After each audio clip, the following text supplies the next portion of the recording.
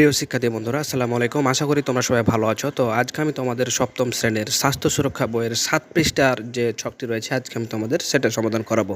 তো চলো যার কথা না বলে আমরা ছকটি সমাধান করি। তো দেখতে পাচ্ছ এখানে বলেছে যে পরিবার ভিত্তিক পুষ্টি তথ্য সংক্রান্ত প্রশ্নমালা। তো দেখতে পাচ্ছ যে এখানে তারা বলেছে উচ্চতা সংক্রান্ত তথ্য নেব, সংগৃহীত এই তথ্য ব্যবহার করে পুষ্টি প্রোফাইল তৈরি করতে পারবো।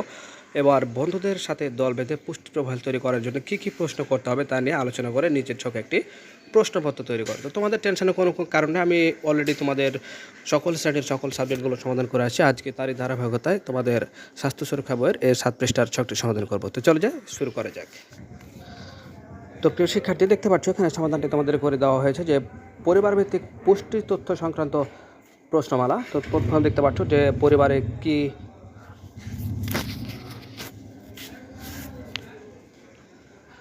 তো প্রিয় শিক্ষার্থী, দেখতে পাচ্ছ যে এখানে পরিবার ভিত্তিক পুষ্টি তথ্য সংক্রান্ত প্রশ্নমালার সমাধানটা করে দেওয়া হয়েছে যে কী কী প্রশ্ন আসলে করতে পারো। যে 1 নম্বরে দেখতে পাচ্ছি যে পরিবারে কি 2 থেকে 18 এর মধ্যে কোনো সদস্য আছে।